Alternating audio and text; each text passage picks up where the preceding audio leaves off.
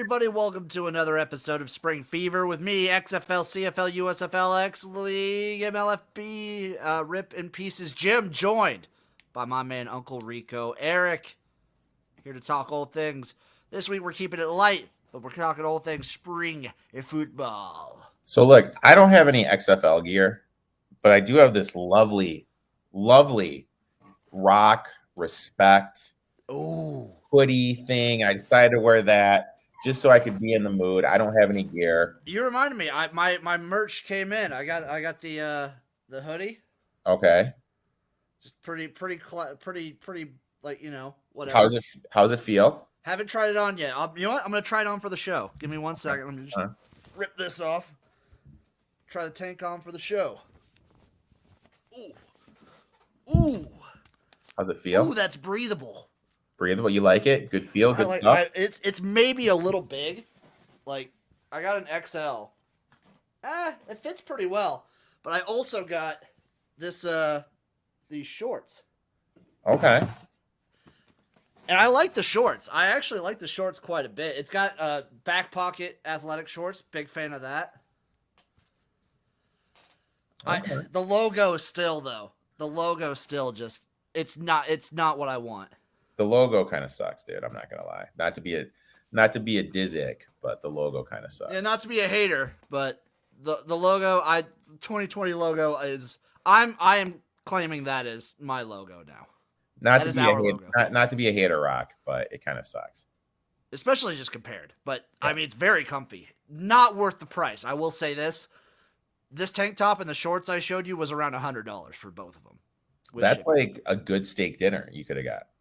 It's a great steak dinner. There's a steak dinner in this northern Nebraska town that you can get. It's like $80 for a 2-pound tomahawk. I don't think I've heard anyone say northern Nebraska before. Yeah. I don't think I've ever heard. It's about like 2.5, 3 hours away from the South Dakota border. Okay. I mean, before we dump into these CFL things, I think the big thing we need to discuss is somebody on social media brought up if Kansas makes a bowl game. Oh my God! Back to this. You need to eat the ingredients of a key lime pie. Are you going to do that? That you're also bearing the lead. That wasn't just somebody. That was Renegade Jim, one of the original Jims. He was I think Renegade Jim was like follower number 3 on my Twitter account. Okay. He's been with me since the beginning. He's an OG Jim. He's been through the wars. Oh, he's a day one. I'll be in the trenches with Renegade Jim. Okay. All right. Okay. So is that the bet? Yeah, that's the bet. If Kansas makes a bowl game, A, we'll go to the game. Yeah. Obviously. And B, while we're there in whatever city the game will be at, I will eat all the ingredients to a key lime pie. God, dude, that's gonna be must watch right there. It might be. Do you think eating all the ingredients to a key lime pie? It might be easier to do that than to eat all the ingredients to a batch of cookies. Oh, that's good. Yeah. Because what I don't even know what's in a key lime pie. Let's you know what? Let's sidetrack right now. This show is fine. So key lime pie ingredients. I got pulled up right here. Let's see. Key lime pie from the Food Network. Let's do classic from Live Well, Bake Often.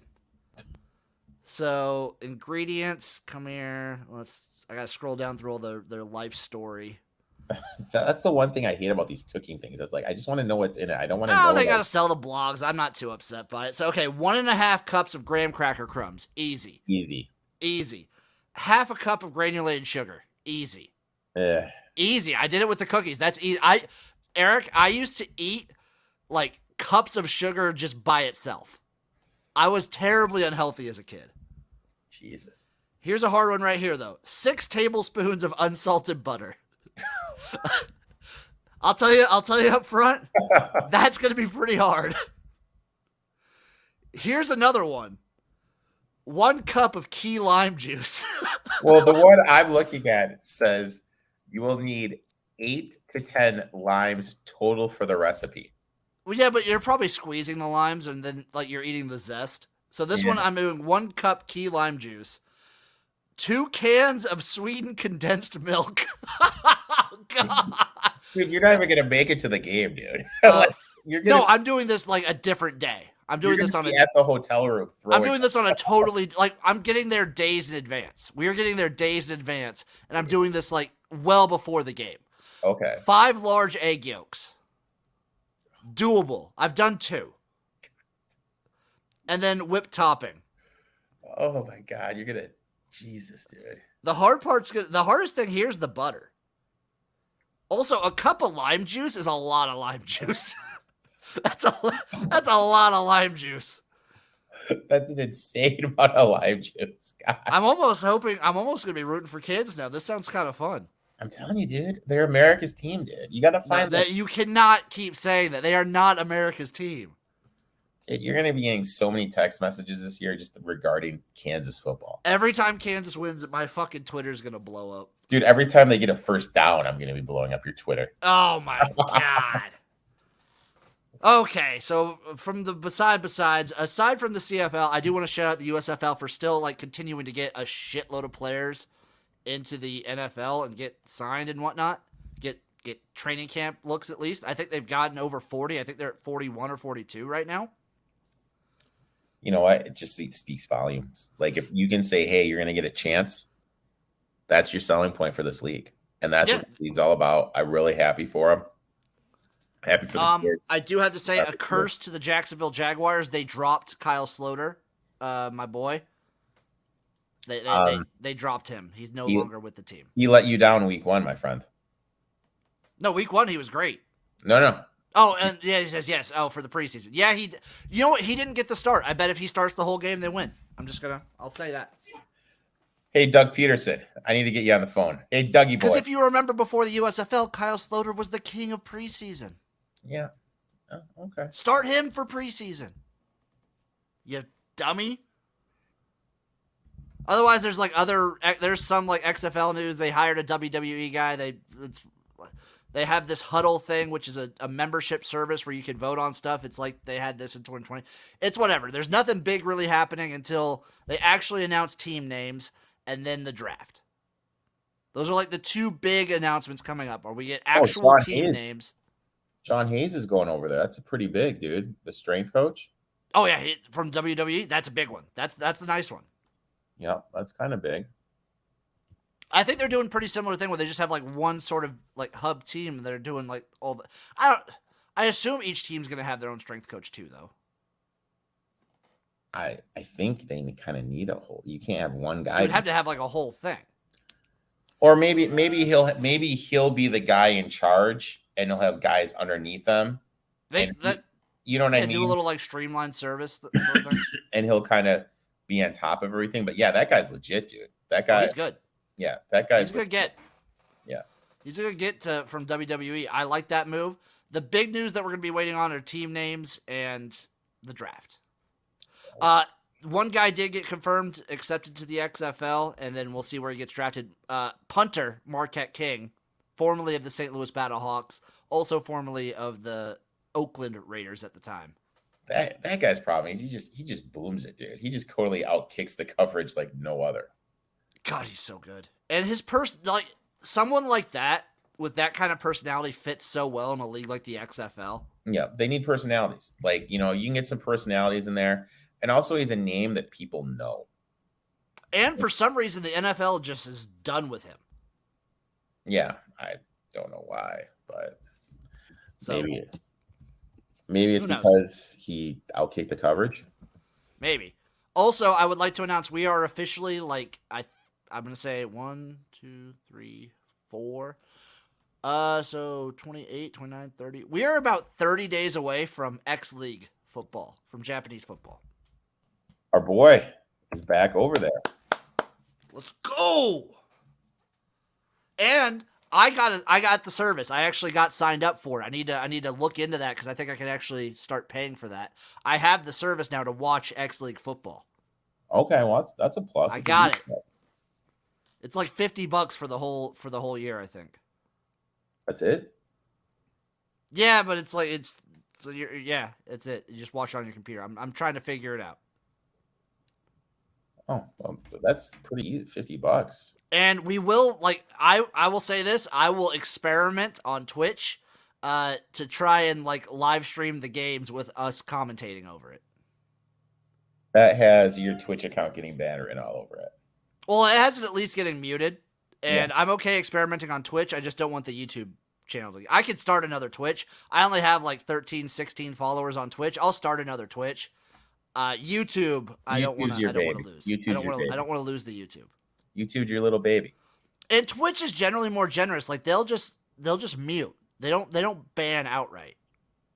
I think what me and you need to do is me and you need to have a weekly like college football game, and it's just you and I just battling on Twitch.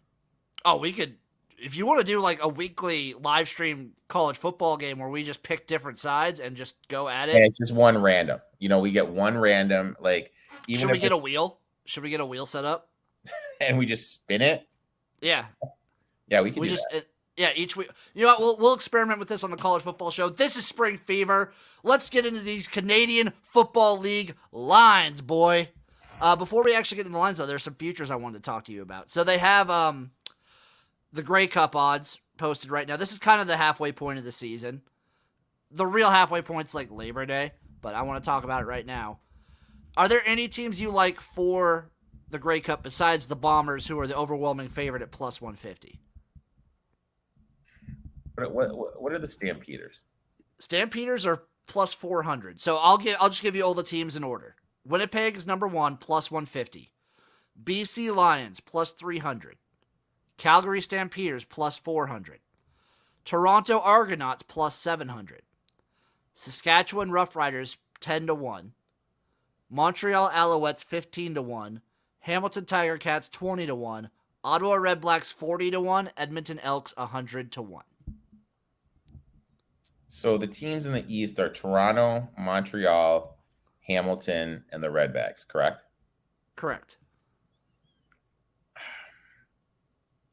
I'm not sold on I'm not sold on any team from the East. I'm not sold on Montreal.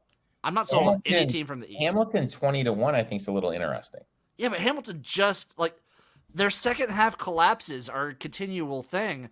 You just texted me you DM'd me last week saying their coach should be fired. He should be. Yeah,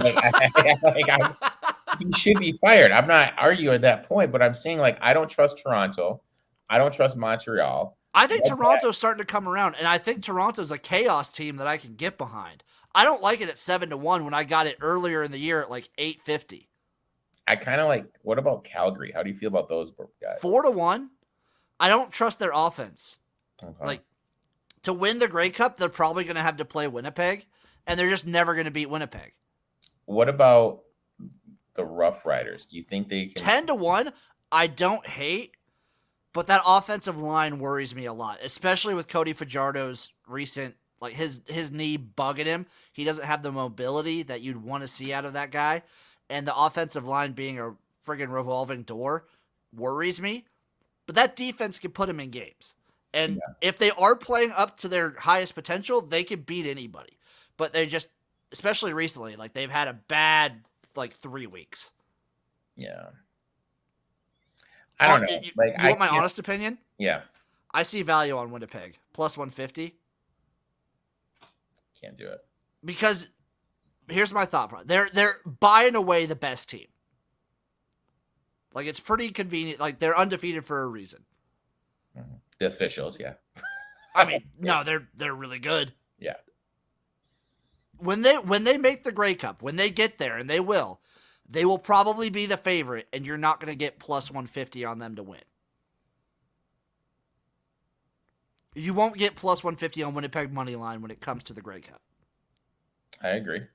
So I actually see value there. I would have seen more value, like when we said at the preseason, to grab it then when it was like plus 250, plus 300. But I still see a little bit of value at 150. Okay. Because they're going to be there, and they're going to be the favorite, and you're not going to get them on the money line. Next up, though, we have the CFL's most outstanding player, which is their MVP. I see no value on anybody here because it's going to be Nathan Rourke. Yeah, there's absolutely nobody. He's minus 140. Nothing. It's going to be Nathan Rourke. How could it be anyone besides Nathan Rourke? Unless he gets hurt. Yeah. Yeah, that's the only thing I could see it. And then you can also say who's going to make it to the Grey Cup. So who do you think is going to play when it? Here are the odds to make the Grey Cup.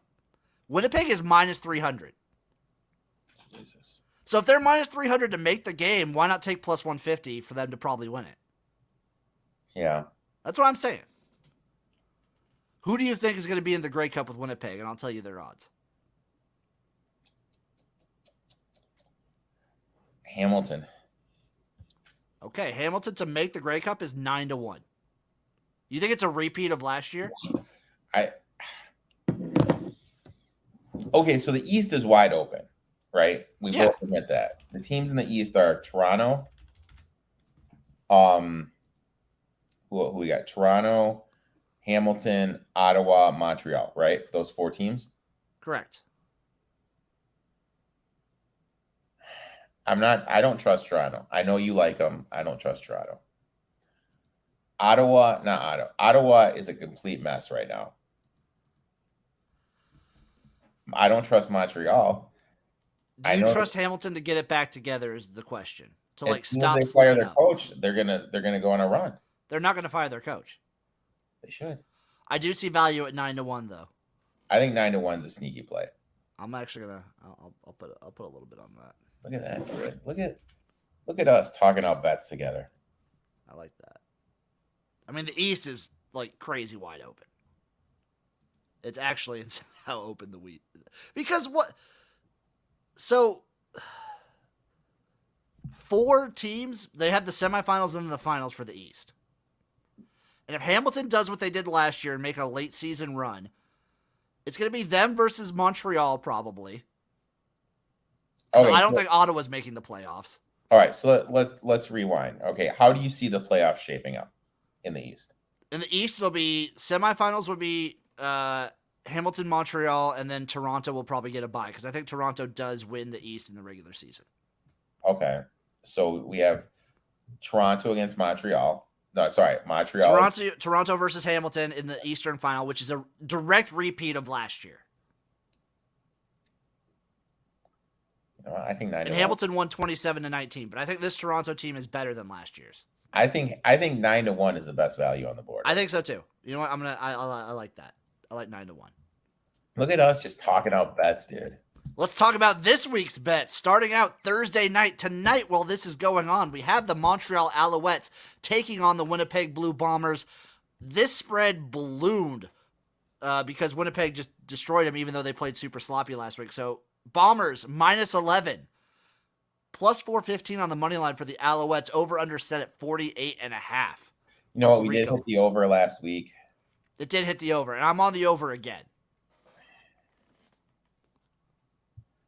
I'm not touching the side. You're not touching the total? No, I'm not touching the side. Oh, okay, I see.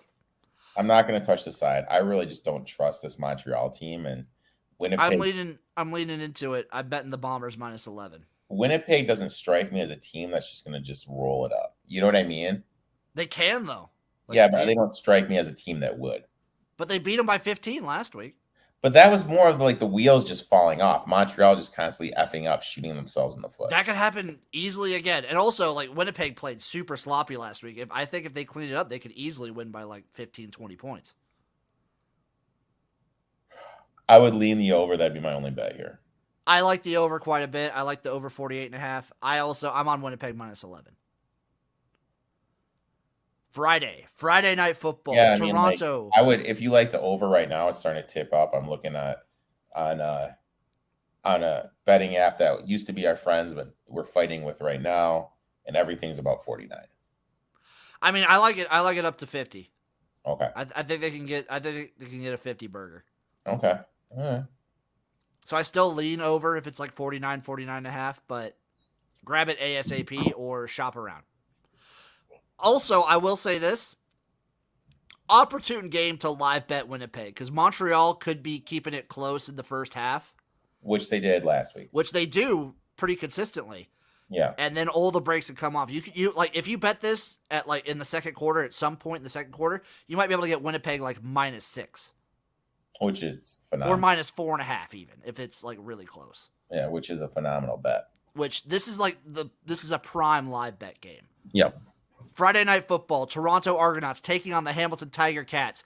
In Hamilton, this is a weird one. Hamilton's -2. Give me Plus 115 on the money line for the Argos, over under set at 46. what I'm going to do is this. Give me -1 for the first half. Give me -2 for the game. I'm not taking the -2 for the game. Okay. I will always back you on the first half. Hamilton first half has been just nothing but a cash machine. Yep, and I'm seeing a -120. So I'd take him a -120 on the money line. Yeah, take a -120 first half. Take a -1 first half. I also like a -0.5 first quarter. Okay. -0.5 point first quarter. I like that. They'll probably be up at half, and I will live bet against them because maybe if Toronto's down at halftime, you might be able to get like plus 135. I like the plus 115 because I think Toronto's the way they're playing right now. I just can't trust Hamilton to win a game. Okay. Maybe talk to me in 2 weeks. Talk to me 2-3 weeks. I think Hamilton might start to be on a come up. But what I'm going to say is this, though, is if that's the case, we're going to get better odds next week on the Hamilton future. That's true. We probably will. It might be around 9-1, 10-1. Maybe a 950. Maybe a couple cents on the dollar, but still, if you like Toronto this week, I say weigh on the Hamilton's future. If you like Hamilton this week, lock it in. I like Hamilton. Looks like old Jimbo doesn't. Looks like we're fighting right now. So this one we do disagree on. I am not touching the over-under, though. I guess I lean over tentatively. Don't recommend playing this over at all. BC Lions taking on the Calgary Stampeders with the Lions -2. Plus 110 on the money line for the Stamps. Over under set at 53. This line jumped a shitload. It was 51 2 days ago. I'm not taking the over-under. I feel like they're getting to the point where it's just... I'm taking the under.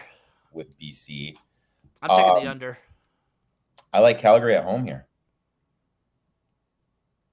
I like Calgary at home. I'm a bet them plus the 110. This offense for Calgary, dude. McLeod Bo Levi Mitchell is just not a quarterback to get excited about for me. And BC seems to be red hot.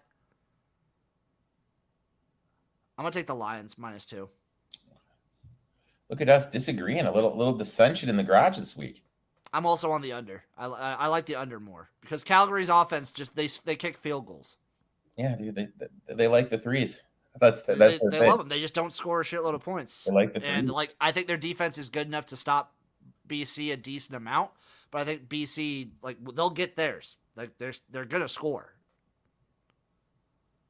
And yeah, so 2 for 2 disagreements. Last game. Saskatchewan Roughriders versus the Edmonton Elks. Riders -5.5.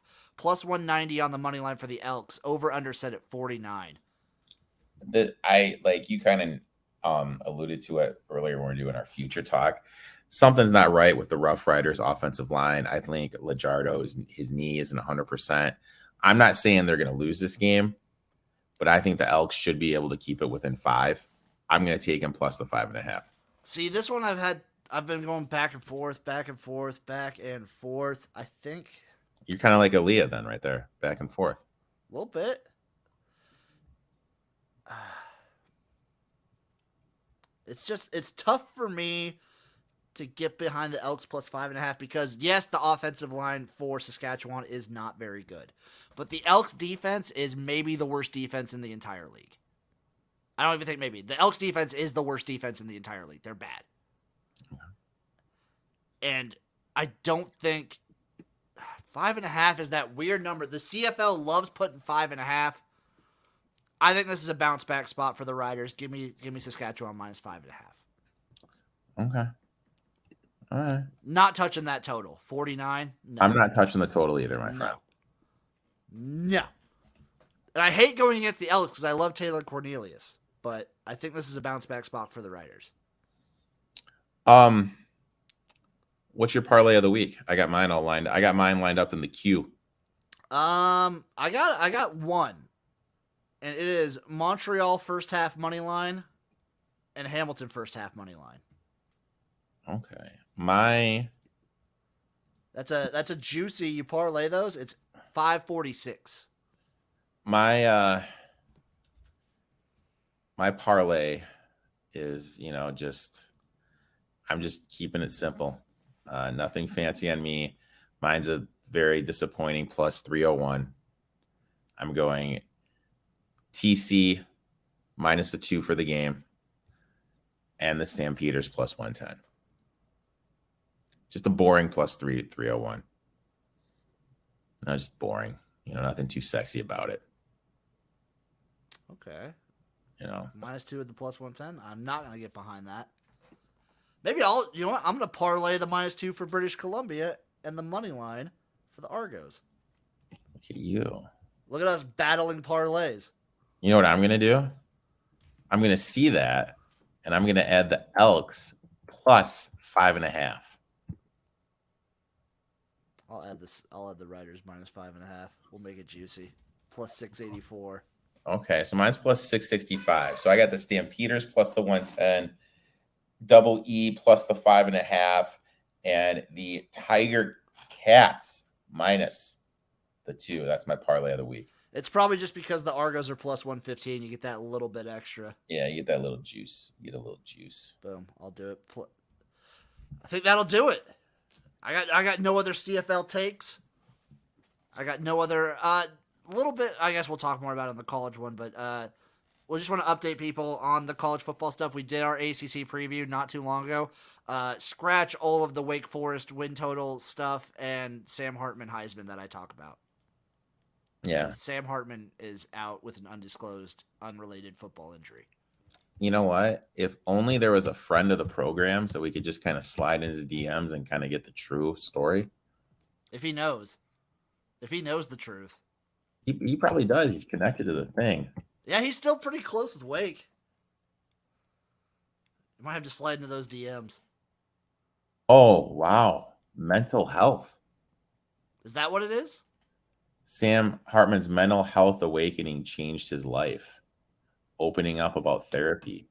Well, I mean, that's probably not what this has to do with. Yeah.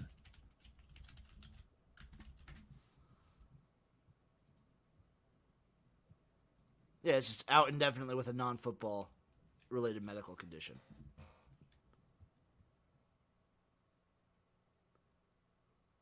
So we'll have to see. But Spring Fever, thank you all for watching. Thank you for listening.